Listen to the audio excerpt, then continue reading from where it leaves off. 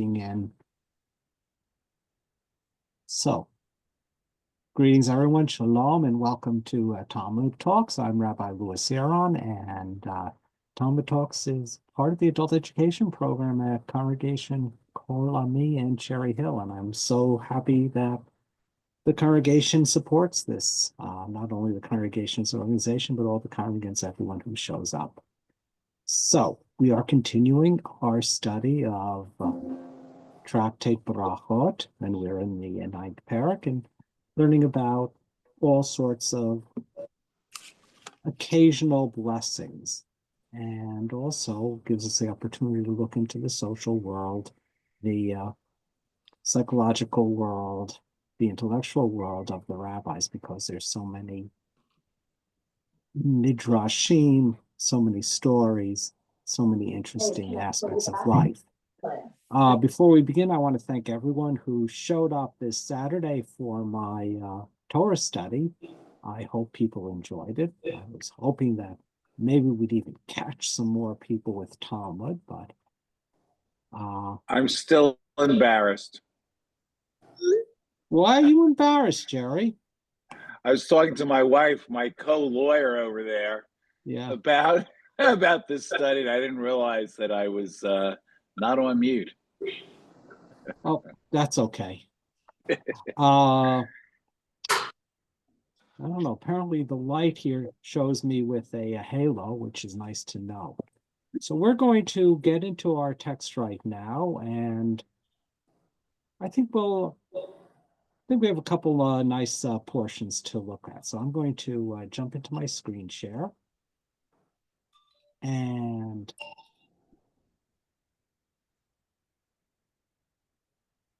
this is so weird.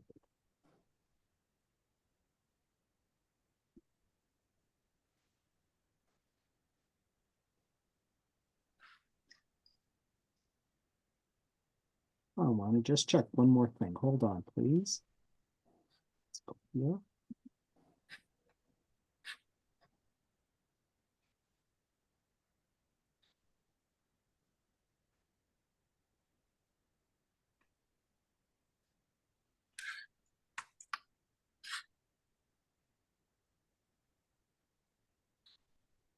Got your email, Louis. Oh, okay.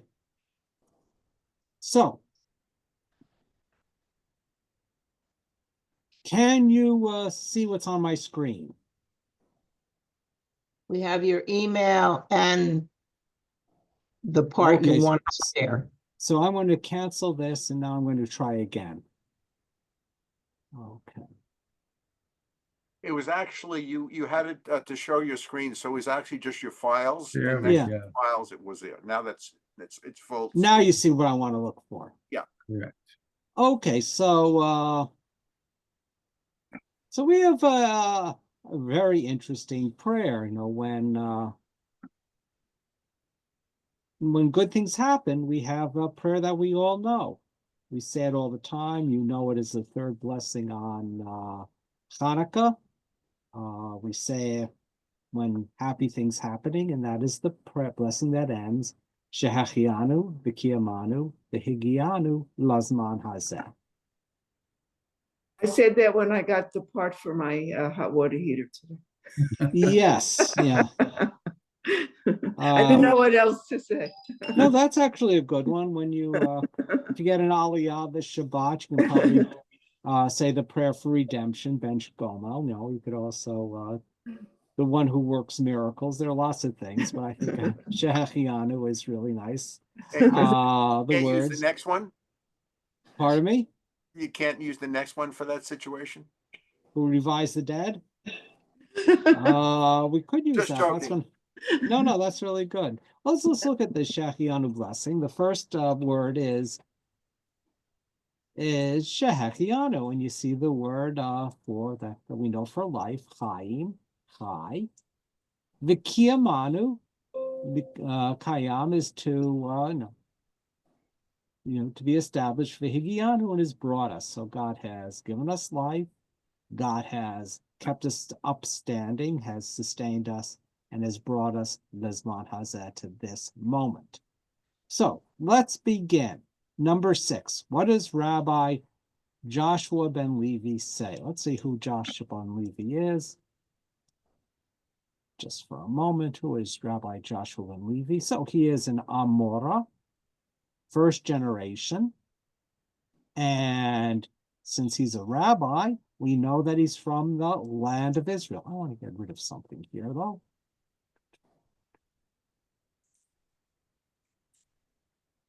He's from the land of Israel, and he is a contemporary of Rabbi Chia and was the academy in Lod.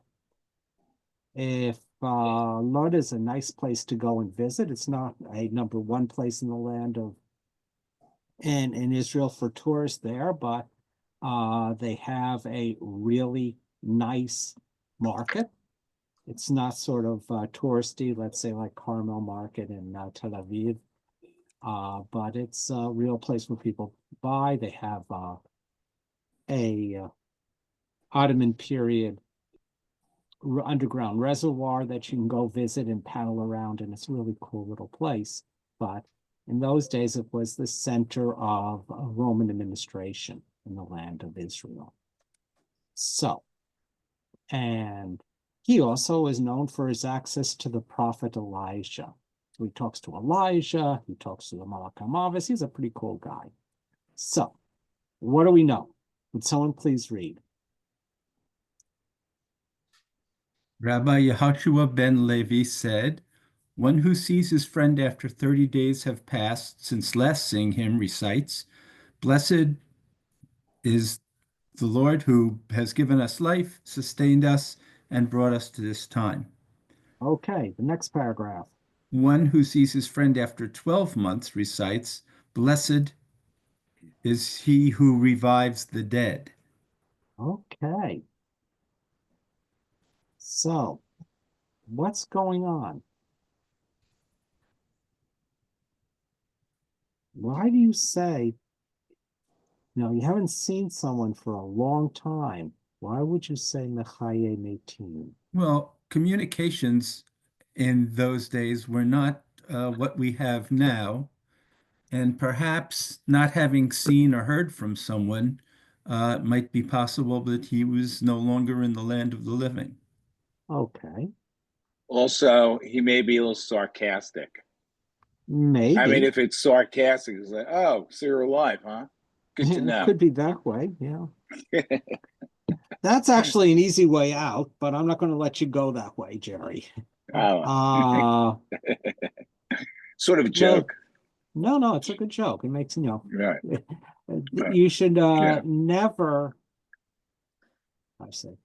I think when one reads biblical literature and even rabbinic literature, one should not ignore the fact that people can be humorous, they can be sarcastic, they can be playful. So it's always a good thing to keep in mind, and not always take them so seriously. So, it could be, I actually have a question about that. Yeah. Because we're also not supposed to use God's name in vain. Yeah. So if we do a blessing and we're using one of God's names in a way that's sarcastic, is that sort of wasting God's name? Okay, well, the commandment against waste and not taking God's name in vain is basically in an oath formula. I'm sorry, a what? An oath formula. You can't say, by God, I will do X, Y, and Z and not do it. Okay. What here might be is the concept of you're not supposed to waste a blessing. A blessing has to be worth something. It has to be in response to something. Yeah.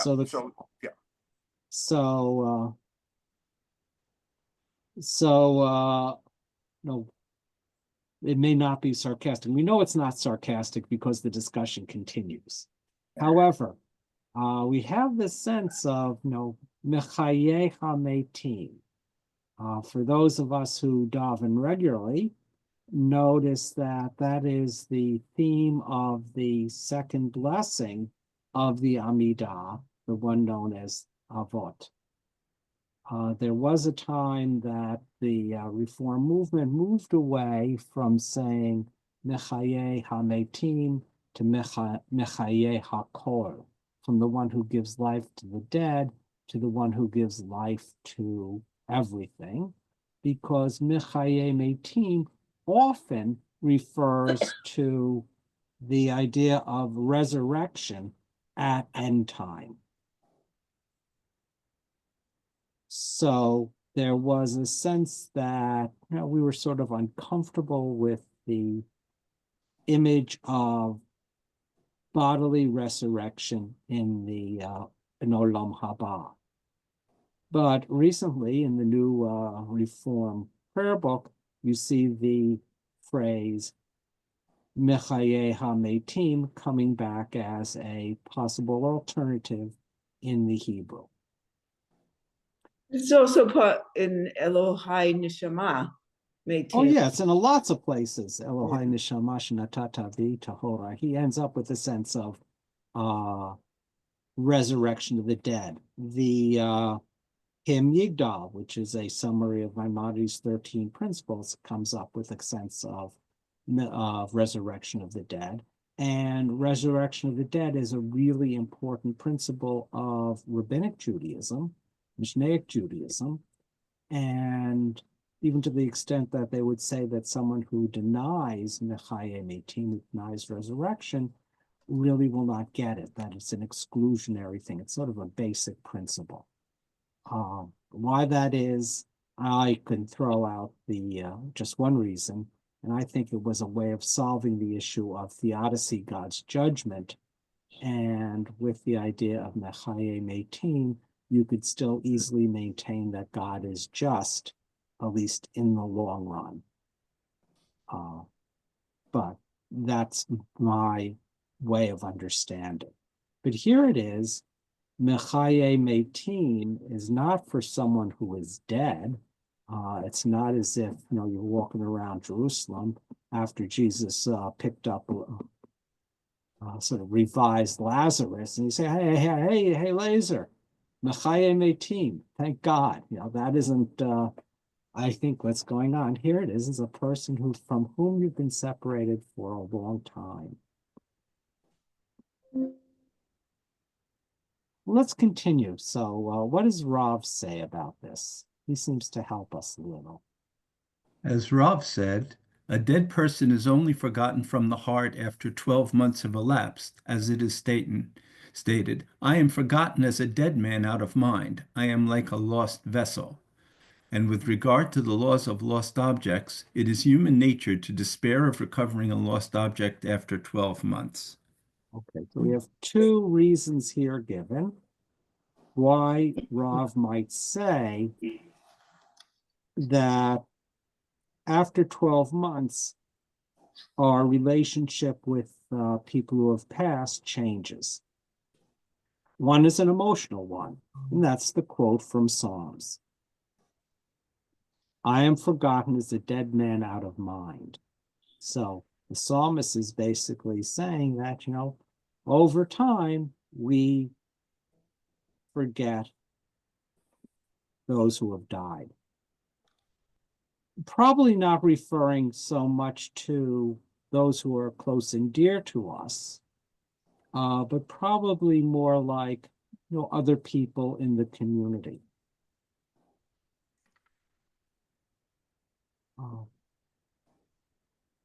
You personally may have come to a point when you're talking about someone, they say, oh, he died.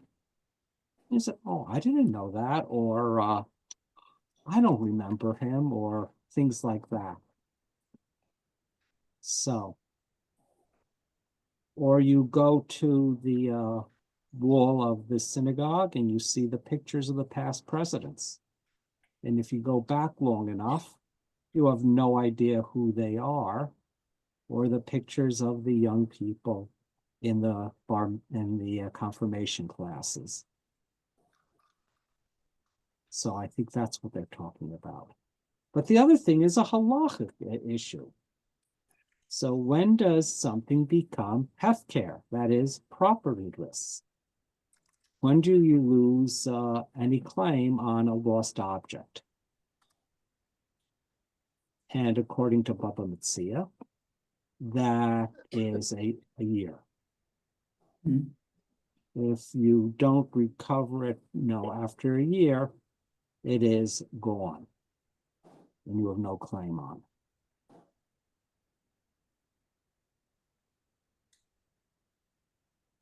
So, any questions, comments? You see someone after a while, and it's Shachiano, I'm so glad that I'm alive, and the other one is with Mechayim 18, you are back alive to me.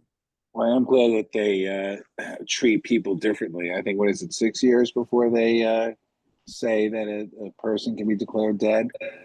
Yes. After 1 year, it may be rather convenient for certain people, but not enough time. Yeah. So I think one is legal and the other is emotional. The first one was an emotional response. I see. Yeah.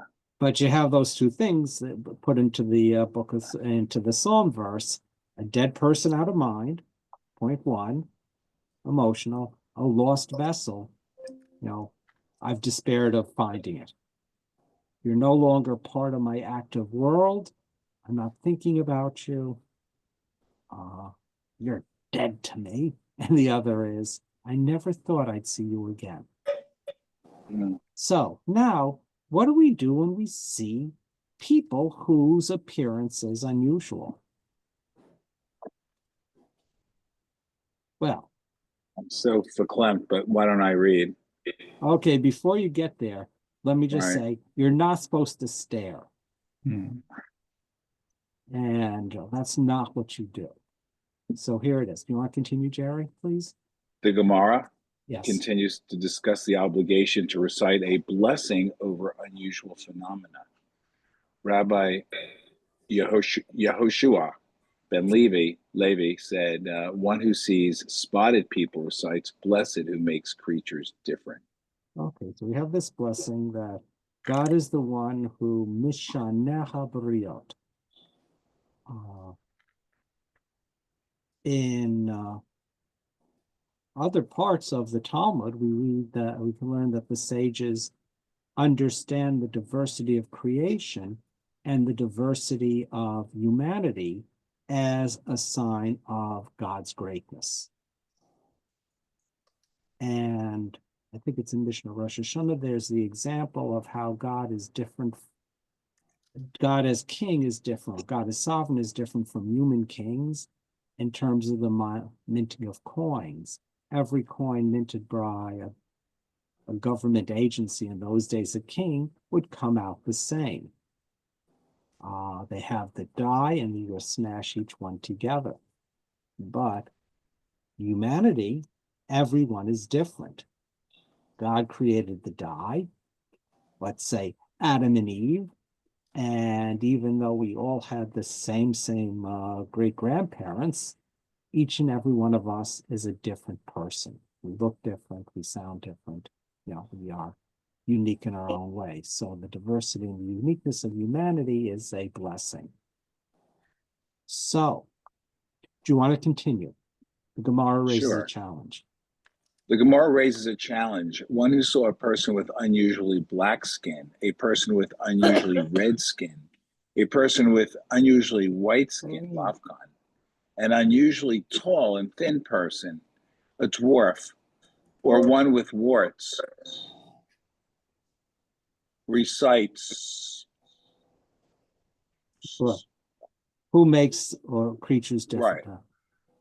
Okay, so you have people who come with all sorts of got it. Natural things. You have tall people, short people, fat people, people whose skin color is different than what you would expect in your community, people who may have certain physical changes that are inherent, and you see all these people and you just say, I'm so in Mishaneha Briot. I've seen all these new things. Wow. So you pause, and what is the judgment that you make when you see someone like this? We're all part of the same family.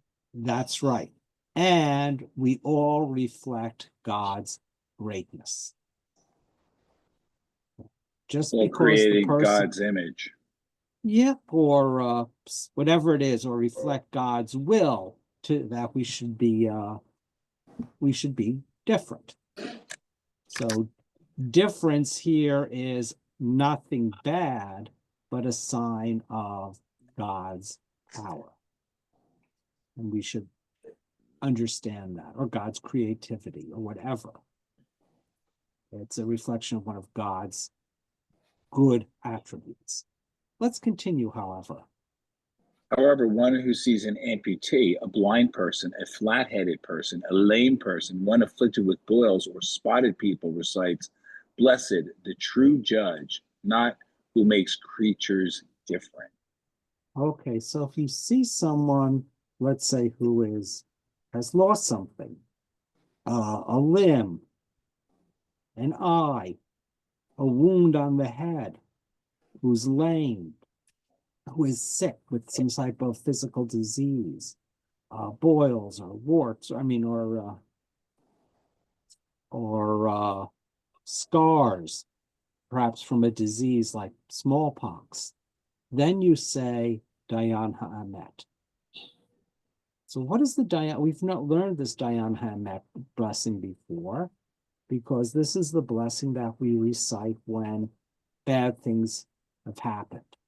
So if you just heard that your neighbor died, you would say the blessing Baruch Dayan Ha'amet. Now you see someone who's been damaged. So you don't say Mishaneh HaMeitim, you say Mishaneh HaBriot, you say Dayan Ha'amet. You don't say who creates different things, you say the blessing after acknowledging the loss. Because these aren't good things that are different. The other things are different, but they're not considered negative as these. Yeah. Well, the answer isn't hard. That's what the Gemara says in 9. La kashya ha mimei ima. So I think you're going there, Rochelle, and I'll let you. And of course, when we say Kaddish over a dead person, we're just exalting God and God's judgment. Yes, well, the Kaddish is a different prayer. The Kaddish is said later on in the process. So when we hear the death of a loved one, or even anyone, the verse is Baruch atah Adonai, blah, blah, blah, Dayan Ha'amet. But I think the theme is continued when you say Kaddish. It's just the theme that's continued. Yeah. In Kaddish, it's in some way a different theme, because that's sort of giving thanks to God for the Torah that you learned from that person. Shimi, you have your hand up. Yeah, I'm wondering if everybody accepts that theology that you see an amputee or someone with a profound disability, and you think, bless the one who judges. There are other options for theology, bless the limited God who may not have gotten there yet, or who wasn't present at that person's birth to give them medical treatment, or I'm just wondering to what extent people accept the theology. Okay. Yeah. So you've asked a question that has two different aspects. One is, what might we say with our understanding of the divine? And the other is, what do the words Dayan Ha'amet really mean? And is our translation, true judge, an accurate translation in light of rabbinic thought? So they're two related questions. So I usually translate Dayan Ha'amet as the one who adjudicates our reality, with Emet being what is real, not necessarily true. In the sense of true and false, it has to do with the idea of real being authentic, being what we have to deal with. So Dayan Ha'amet is a word of not talking to God, saying what you've done is righteous, but basically this is the portion that I have to deal with. So it's an acknowledgement of the challenge that we face. That's my way of dealing with it. I think Shimi, yeah, there's a really good question. And then I think we need to go beyond, let's say, the formulation. But why do you want to say, what is the purpose of pausing to say a blessing, to reflect on life when things have gone bad or you've seen people in trouble? What is the problem that this blessing is trying to solve? Maybe give comfort, acknowledgement to the person that we recognize that you're in trouble and we're here for you. I don't know. That could be, but it could also be for you. What purpose would it mean to you? That things could happen, that I just have to accept that. Yeah. So that Mike Myers scene when he answers the door and it's like the mole. It's sort of a crass way of saying this is an opportunity to be mindful of differences in people and kind of introduce the elephant in the room and not let this thing that you're being faced with kind of leak into the conversation. You've paused, you said, God bless differences, and now you can move on to seeing the person as a person. is that a question or a good statement? It was an answer to your question about why do you? Yeah. Okay. I mean, I would think that sort of makes sense. It's a way of acknowledging. Not judging, acknowledging. This is what it is. Also, you can't help sometimes but think there, but for the grace of God go I. You have to feel fortunate that you personally have not had to suffer through whatever the person is suffering through. Yeah, at that moment. Yeah, at that moment. At that moment. Yeah. So a lot of, I think, what Gail's saying, what Shimi's saying, is this has to do with our awareness of the situation and not letting it affect our relationship with that other person. You have to kind of ask, though, every time you meet a veteran, do they want you to be on their war experience? Every time you meet someone in a wheelchair, do they want you to immediately be on their disability or this or race? Is race the defining thing? It's like every time I have a human conversation, especially if it's someone I know, the starting point isn't the thing that makes them different. Hopefully it's a more profound connection than that. Yeah. I think you utter this for yourself. I think you utter it for yourself and not for the other person. So, Jerry, are you saying that this is a way of sort of preventing what Shimi's worried about? Yes. In other words, you're not necessarily saying, "Oh, gee, I see you are something." It's to yourself. You're acknowledging, you're acknowledging, God's presence and that He has created us all, in different ways, and that this is a tough one to deal with. So, you're thanking God, but you don't necessarily have to point it out to the individual that you're thinking about it. Like I think you said, Rabbi, before that if you the first thing you should do is not stare, right? Yeah. At somebody. So yeah, that's what I said. No, I think that's really what I think this is where it's going. And I think that's, trying to address what I think Shimi's concern is, that you see a person who's a veteran, you don't have to go through all that history. You're taking this prayer to acknowledge, yeah, guy's a veteran. Let me go on and do what I relate to him like a human being. Or this person is in a wheelchair, but that isn't what I need to focus on. I need to focus on this person. This person is ill, has a chronic illness, but that isn't necessarily what's important right now. My importance is, to work on a project with this person, or to have dinner with this person, or whatever you want to do, just to acknowledge and move on.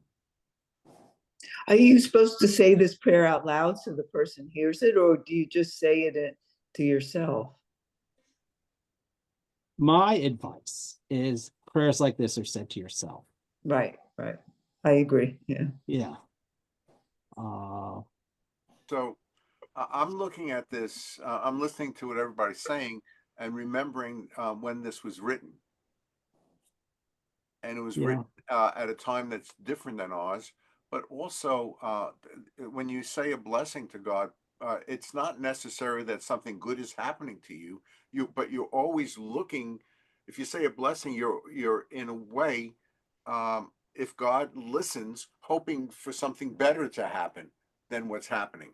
I lost the word in there, so I'm trying to get working around that missing word. But it's in other words, even we glorify God at death, even though we're very sad. We might be very sad about the death and might even be mad at God because of the death, but we glorify him. And that's looking for like a better deal or something else by doing that, or a better deal in the future. But again, it's a different time. Yeah. So some of our I think some of our thoughts about what these blessings mean or don't mean, we have to really look at it and look at where we are today.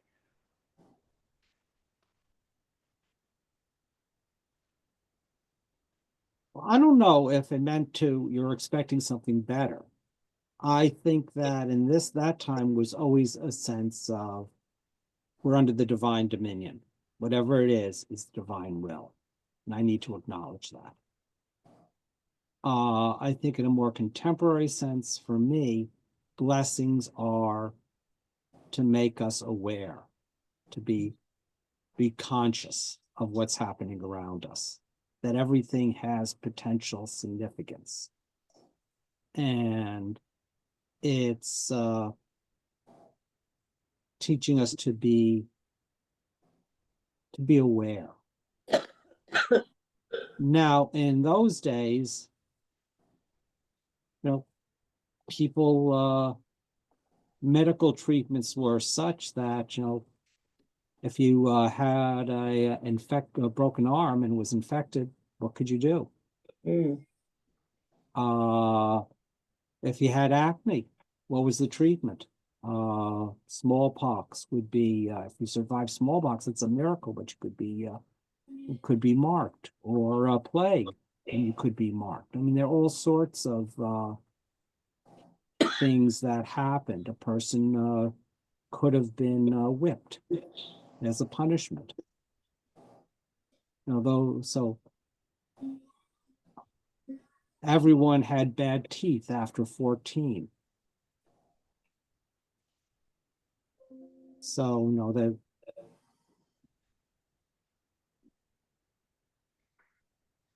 the economy was more of what we might call a third world economy. So, but let's see what the Gemara says, with the idea that it's very simple. Lo kasha, this is not a problem. So would someone care to read 9? I can read. Yeah. Oh, please. Okay, go ahead, Judy. Oh, that's okay.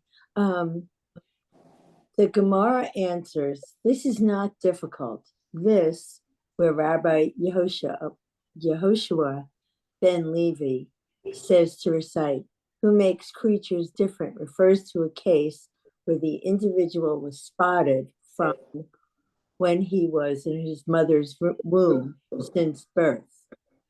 While this, where one recites, the true judge, refers to a case where the individual only became spotted after he was born. The Gemara remarks, the language of the Baraita is also precise as it draws a parallel to other cases, as it taught that a spotted person is similar to an amputee, which in general is a handicap incurred after birth. The Gemara concludes, indeed, conclude from this. Well, I think what we have 2 situations. This is, how you were born. That was God's will. God did different things. You get wounded and hurt in this life. This could be because of your mistakes, could be because of someone else's mistake or bad act against you. It could be that just the general problems of life, which we all have to face, hit you and affected you in this certain way. So the being born, this is how you start. No, this is how you were supposed to be. This is God's stuff. But anything else is, you, like the rest of us, each and every one of us, go through life and we have our wounds. And we have to deal with it. And, we're all touched by life, even the happiest ones of us. You live long enough, you lose loved ones. You live long enough, you're going to have medical issues. Sure. If you live long enough, you're going to have times when you're financially successful and times when you're financially in difficulty. Mm-hmm. So I think they're trying to make a differential then. So now That's another thing that I don't necessarily accept at Sure.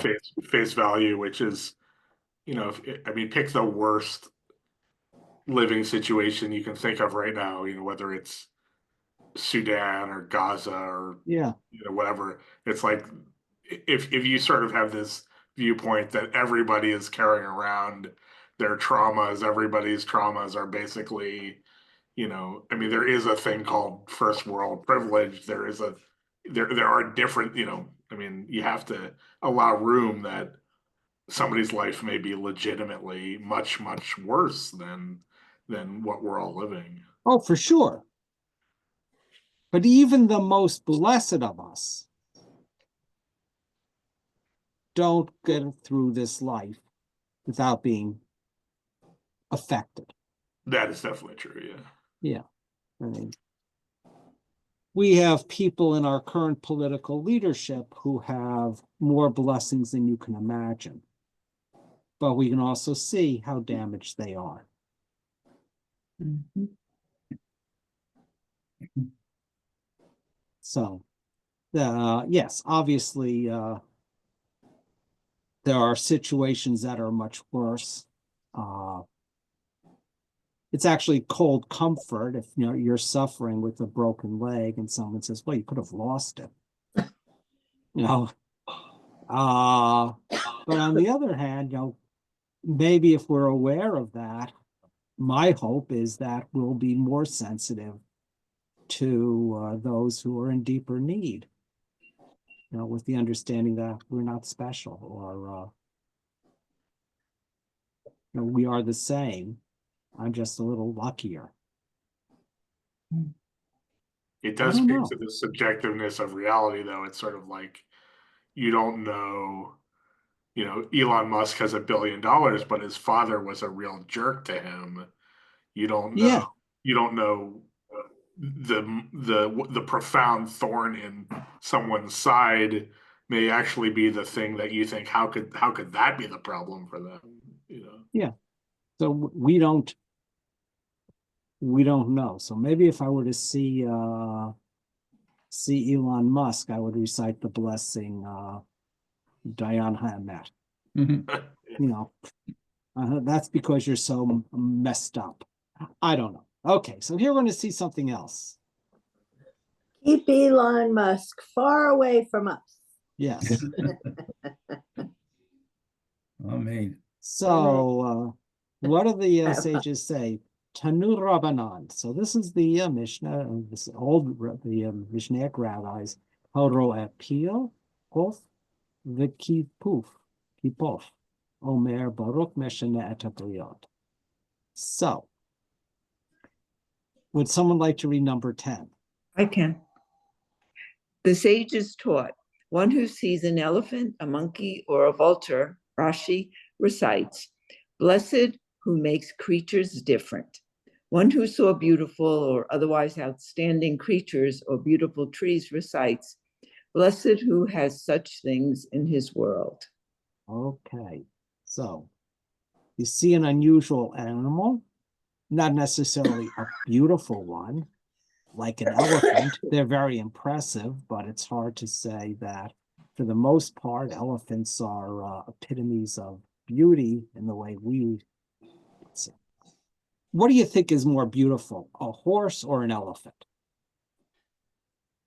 I don't know. I think It they're both. I mean, I'm an depends. elephant fan, so Dumbo is pretty cute. yeah, it's cute. You know, they get big. You know, they have like yucky, messed up skin, a lot of wrinkles. You know, this huge nose. You know, But they're all their exhausted. babies are cute. But all their babies are cute. They're all babies are always cute. Or a monkey. Monkey, perhaps we're talking more about, you know, a baboon with, you know, all those beautiful tuchuses and things like that. You know, a mockery of the human being, or a vulture, or at least according to Rashi, and we see vultures here, and they're not the most beautiful of birds. You know, black with their long naked necks and things like that, and they're red. No one says, "Oh, I saw a vulture. It was so beautiful." So when you see one of these animals that you don't necessarily say are beautiful, you say, Mishneh Habriot. You know, what do you do when you see a slug? I mean, just a regular slug, not a banana slug or something like in the Pacific Northwest, just like a slug. Yeah. So you have to say that. But if you see something really beautiful, an outstanding creature, you know, or a tree, you know, you go out to Muir Woods and you see the redwoods. What are you supposed to say? Wow. Yeah, that you may shekacha lo be'olamo. Oh my God, there's something like this in the world. So when you see me in the gym working out, you recite shekacha lo be'olamo. No, but that's, you know. So you're allowed to acknowledge beauty. But remember, all this is don't stare.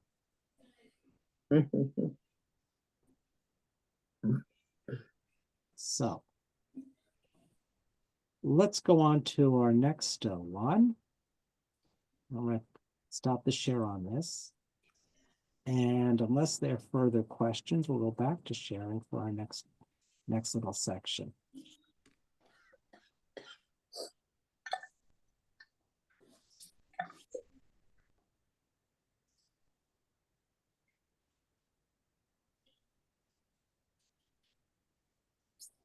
Well, I want to start here, but we can start here. I wanted to go there because it was more fun. But here it is. Seeing destruction of Jewish communities.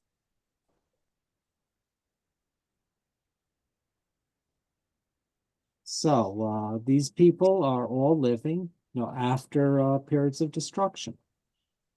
The Mishnah starts or the Talmudic period basically starts with the destruction of Jerusalem by the Romans, undergoes at least one other terrible set of revolts in the Bar Kokhba revolt, and continues under Roman domination. And during the Amoraic period, it's still under Roman domination in the land of Israel, and under Persian domination in Babylon. So the Jewish people are, you know, not independent and have suffered any number of losses. So,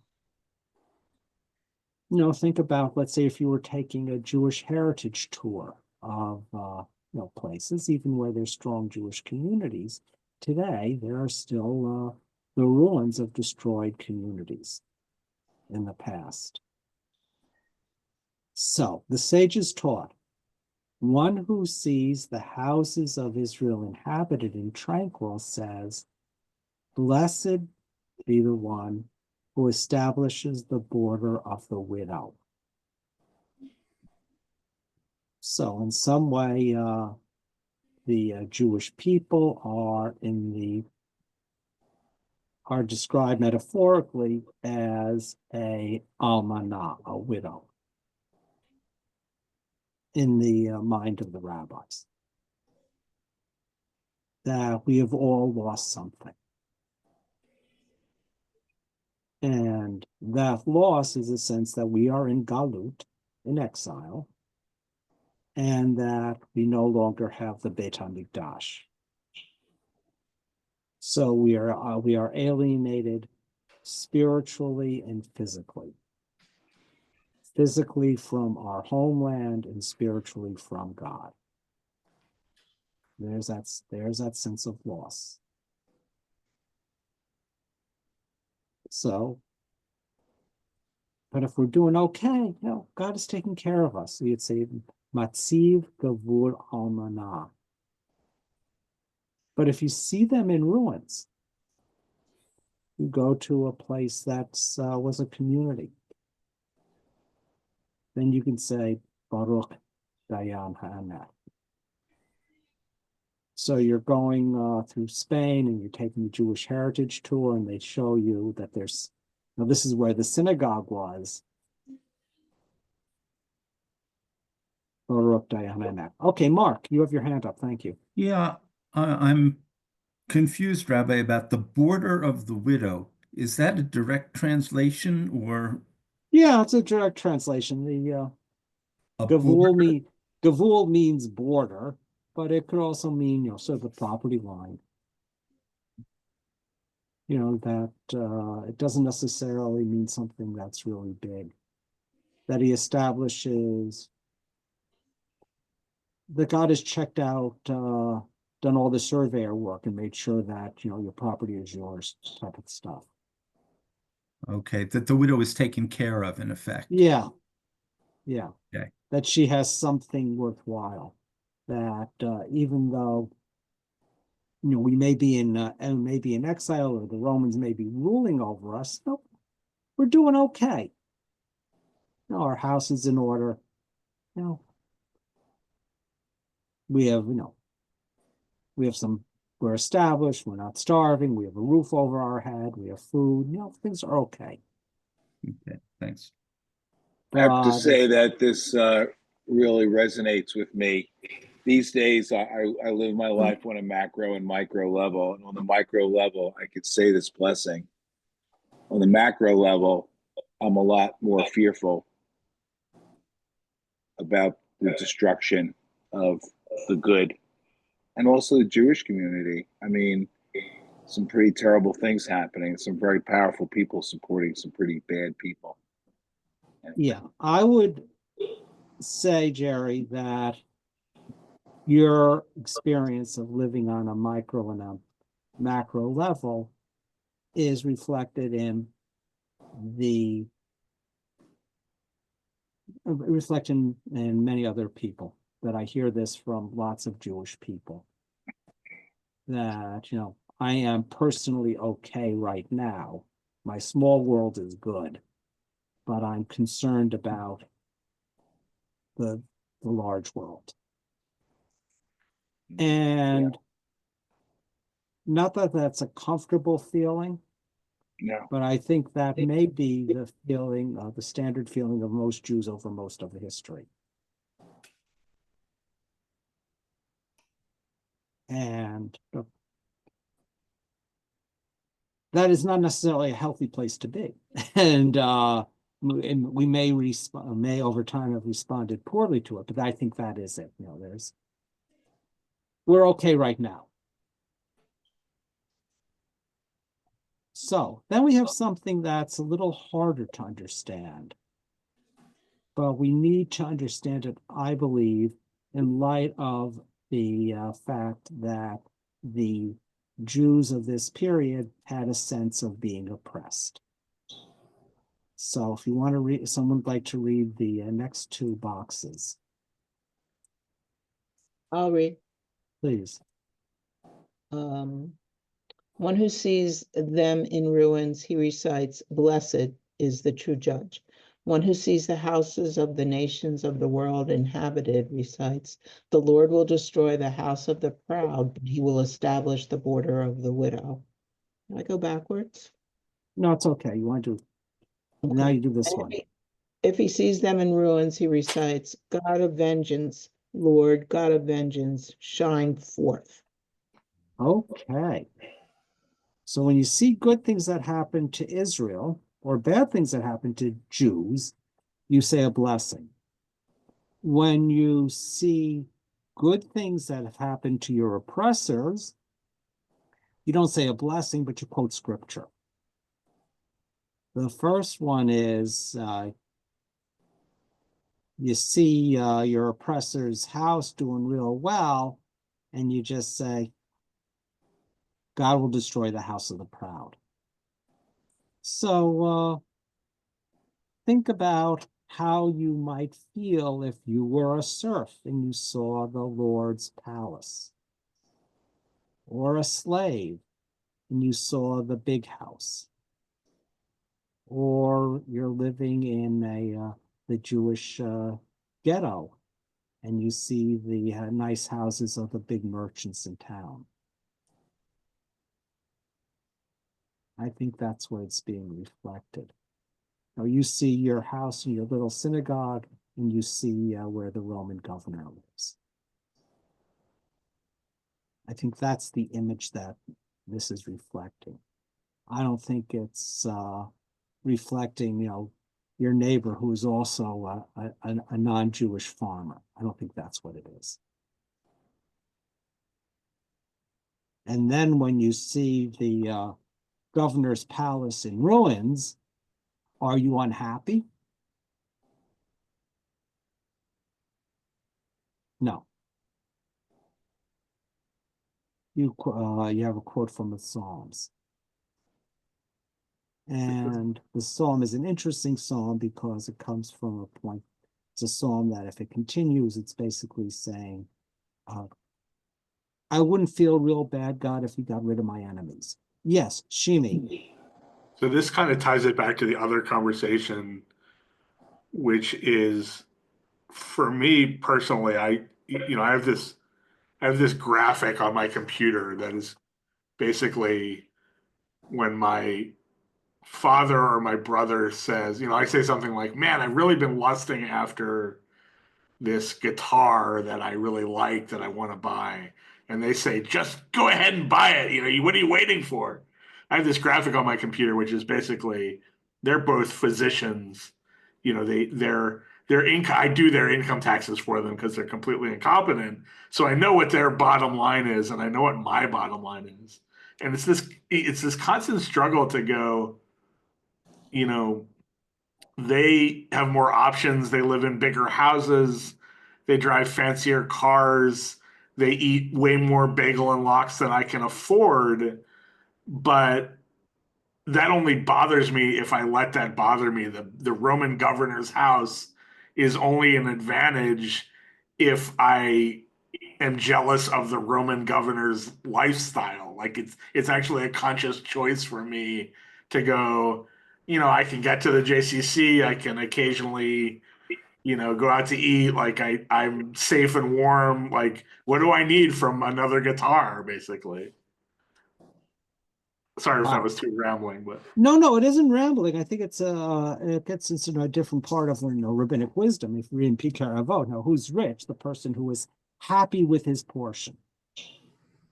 Another way of saying you're rich when you have basically everything you need and don't have to worry about it, and you can have some things you want beyond that.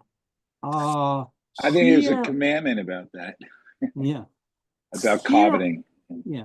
Here I think it's not jealousy that the Roman governor is, think about the Roman governor is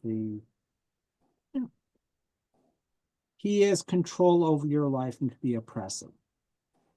Well, that's why I'm thinking, you're in a situation, you're in a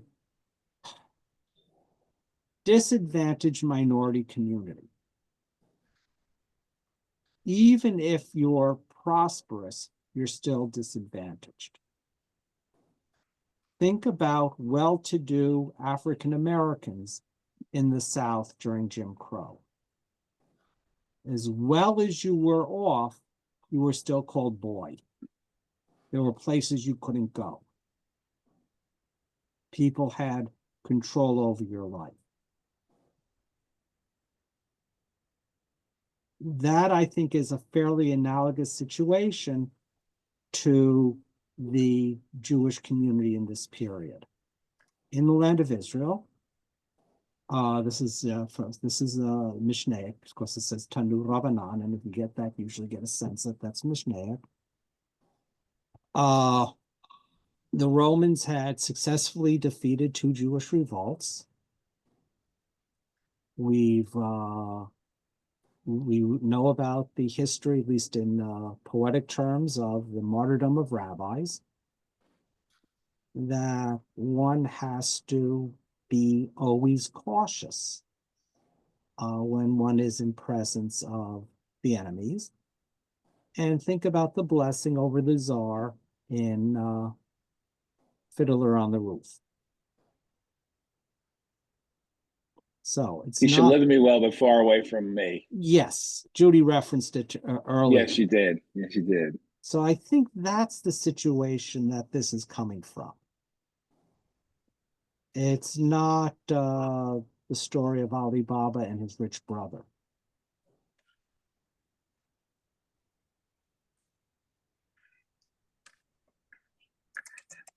Yeah, I guess the reason I brought up the rich brother is there's this trap of victimhood. It's like this is not, whatever it is, 600 CE. There is no Roman governor. Yes, there's a crazy um, uh, government in place right now, but if you're so focused on, like the thing that Jerry said, if you're so focused on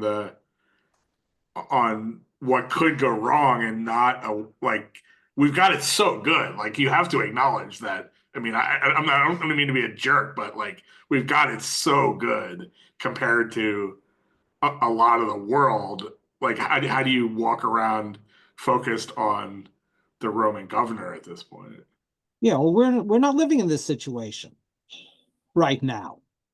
So I'm not holding this forth as a way we should necessarily live our lives.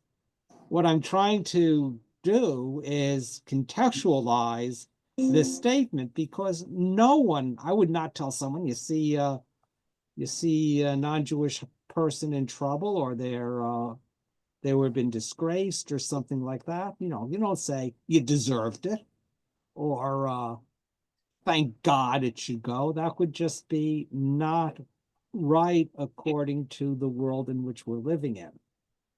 So what do you have to do when you get things like this, which make me, sort of really uncomfortable? I see, a well-to-do neighbor's house in ruins, and I don't go ahead. Thank you, God, God of vengeance. You did just what you were supposed to. No. Do you see what I'm trying to talk about here, basically, Shami? Yeah, Anne's got her hand up, but she looks like she really wants to jump in. Oh, I didn't see that. Yes. I'm sorry. I just wanted, like you say, we don't live in this time right now, but Yeah. I kind of feel like when I listened to Jerry talking about like the micro and the macro and the proud, that we sort of live in this time. And if personally, if Lord took vengeance and those houses fell, I think it would save many people's lives and the quality of many people's lives. So I might say this. Okay. Yeah. I agree. Yeah. So that's how I sort of see this. Because those proud are destroying the lives of others. It's not my jealousy of them. It's the impact they have on so many other people. Yeah. Well, we have about a minute left, so I think to go on, I don't want to move, because it's going to be a lot more stuff. I think this is really interesting.